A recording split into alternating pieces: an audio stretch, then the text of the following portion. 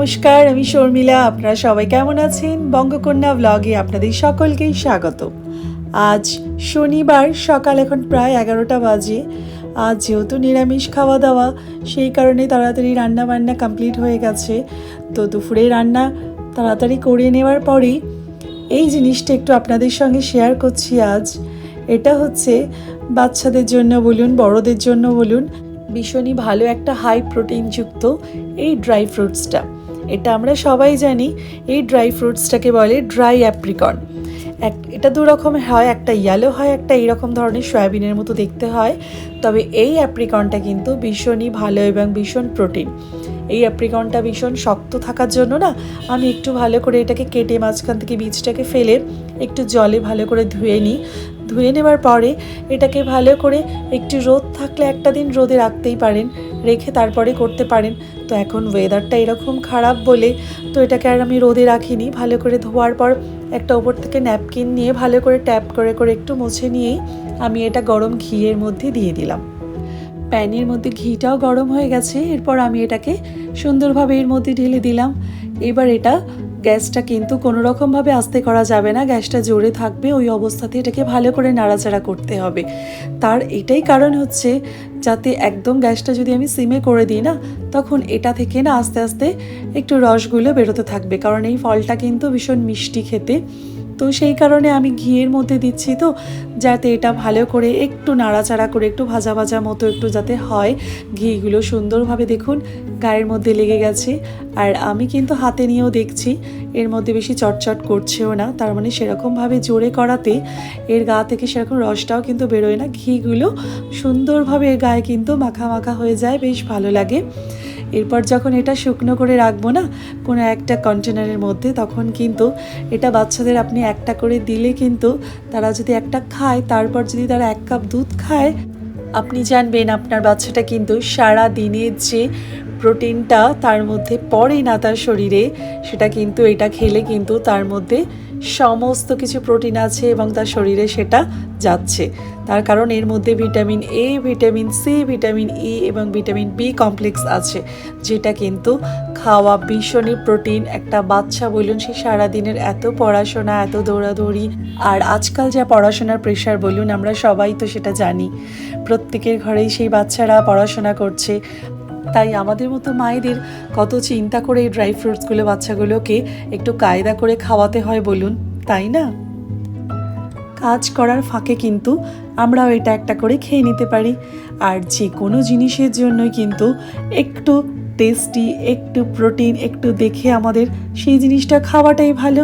তো সেই কারণে এই ড্রাই ফ্রুটসটা কিন্তু আমরা সকলেই জানি, কিন্তু খাওয়ার প্রসেসটা একটু আলাদা। তার কারণ বাচ্চাদের যদি আমরা একটু টেস্টি, একটু ভালো যদি না বানিয়ে দিই, তারা কিন্তু এইরকম ড্রাই ফ্রুটস ওরা কিন্তু দুধের মধ্যে কেটে দিলে খাবেও না, কারণ ওটা একটু শক্ত, একটু ছিবড়ে ধরনের থাকে। তো সেই কারণে কিন্তু ওরা একদমই খেতে চায় না। তো সেটাকে টেস্টি করার জন্যই আমি ধুয়ে ভালো করে এইরকমভাবে আমি তাদের সামনে প্রেজেন্ট করি। এরপর আমি এটাকে একটু ঠান্ডা হওয়ার জন্য আমি এই বোলটার মধ্যে নিয়ে নিচ্ছি। নিয়ে এটা ভালো করে একটু সেট হতে থাকুক, তারপর আমি দেখাচ্ছি আপনাদের। এই ড্রাই অ্যাপ্রিকনটা এমনভাবে করে কিন্তু আপনারা যে কোনো সময় বাচ্চাদের খাওয়াতে পারেন, বাচ্চাদের টিফিনেও দিতে পারেন, বাচ্চাদের রাতে শোয়ার সময়ও দিতে পারেন, কিংবা সন্ধেবেলা যে কোনো সময় খেতে পারে একটা কি দুটো করে। এটা করে রাখা মাত্রই জানেন একটু হালকা গরম, তার মধ্যে আমি একটা মুখে তুলে দেখলাম, বেশ দারুণ ইয়াম্মি লাগছে এবং সুন্দর এটা খেতে লাগে। এটা একটু শুকনো হতে থাকুক। চলুন ওপাশে বাইরে বৃষ্টি পড়ছে, একটু দেখি। এই বৃষ্টিমুখর দিনগুলো কিন্তু বেশ ভালো লাগে বলুন। ছোটোবেলার কথাগুলো ভীষণ মনে পড়ে।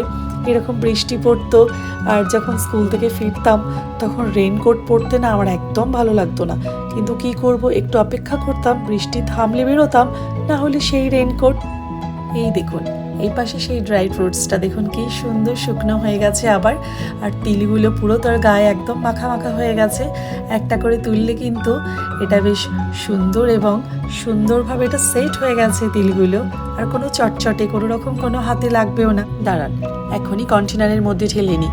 তার কারণ হলো বাইরে বৃষ্টি পড়ছে, আমি বৃষ্টি ওয়েদারে না কোনো রকম এইরকম জিনিস কিন্তু একদমই বেশিক্ষণ বাইরে রাখি না। করার পর সঙ্গে সঙ্গে কিন্তু একটু ঠান্ডা হয়ে গেছে বলে আমি কন্টেনারের মধ্যে রেখে দিচ্ছি। কারণ বর্ষাকালে না এই সমস্ত জিনিসগুলো করাটা ভীষণই একটা চাপের ব্যাপার। একটু এদিক ওদিক বাইরের হাওয়া লাগলেই নষ্ট হয়ে যায় জানেন।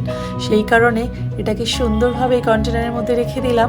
এবার রেখে দেওয়ার পরে মুখটা বন্ধ করে একটু কিছুক্ষণ পরে আমি ফ্রিজে রেখে দেবো।